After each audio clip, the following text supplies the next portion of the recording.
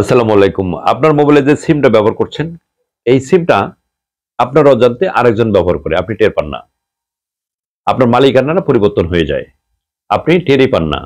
পরবর্তীতে যখন ফোন দেন তখন টের পান যে আমার ফোন আমার সিম আরেকজন ব্যবহার করে কিভাবে। অথবা আপনার নিকটাত্মীয় আপনার বন্ধু-বান্ধব যখন আপনার মোবাইলে ফোন দেয়, তখন অন্য কেউ রিসিভ করে। বিভ্রান্তের মধ্যে পড়ে যায়।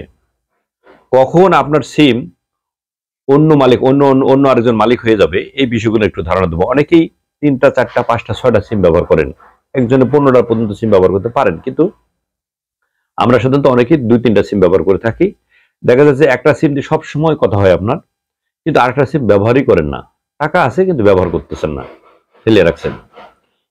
টাকা থাকলেও দেখা যাচ্ছে আপনি ৫০০, ১,০০০ টাকা ঢুকিয়েছেন, কিন্তু এটার মেয়াদ আর ২ বছর, ১ বছর আছে, তাতেও কাজ হবে না।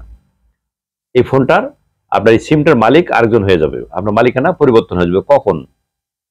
যদি কোনো সিম একটানা আপনি ১৫ মাস ব্যবহার না করেন, অর্থাৎ ৪৫০ দিন যদি কোনো একটা সিম ব্যবহার না করেন, ১ মিনিটও যদি কথা না বলেন, ১ সেকেন্ডও যদি কথা না বলেন, সেক্ষেত্রে এই সিমটা বন্ধ করে দেবে কর্তৃপক্ষ। সিম কর্তৃপক্ষ, সেই কোম্পানি কর্তৃপক্ষ এটা বন্ধ করে দেবে। এর আগে একটা সুযোগ দিয়েছিল যে ৪৫০ দিন অতিক্রম হওয়ার পরেও আরো ৯০ দিন বাড়িয়ে দিচ্ছিল, দেওয়া ছিল এর আগে। বর্তমানে একটা নতুন সিস্টেম করেছে, এটা সুযোগ দিয়েছে আমাদেরকে।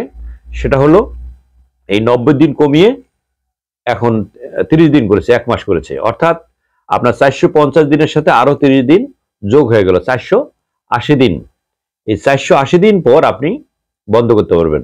প্রথমত আপনাকে ৪৫০ দিন ১৫ মাস হওয়ার পরে, যদি ১৫ মাস হওয়ার পরে সেই সিম কর্তৃপক্ষ আপনার বলে একটা মেসেজ দেবে, আপনাকে একটা নোটিশ পাঠাবে যে আপনি আর ৩০ দিন সময় পাবেন। ৩০ দিনের মধ্যে যদি ব্যবহার না করেন, সেক্ষেত্রে এটা সম্পূর্ণরূপে এটা মালিকানা পরিবর্তন করে, এটা তারা অন্য অন্য আরেকজনের কাছে বিক্রয় করে দেবে।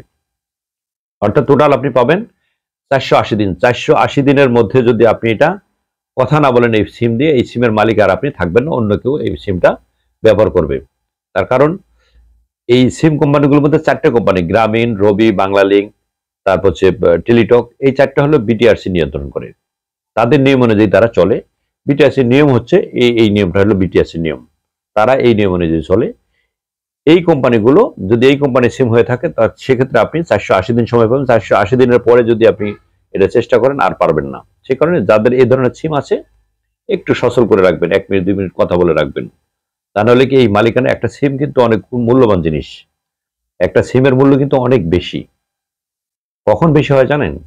কিছু কিছু অপরাধী আছে, এই সিমগুলো দিয়ে বিভিন্ন ধরনের অনৈতিকভাবে সিম উত্তোলন করে এই সিমগুলো দিয়ে বিভিন্ন ধরনের অপকর্ম করে থাকে, প্রতারণা করে থাকে মানুষের সাথে।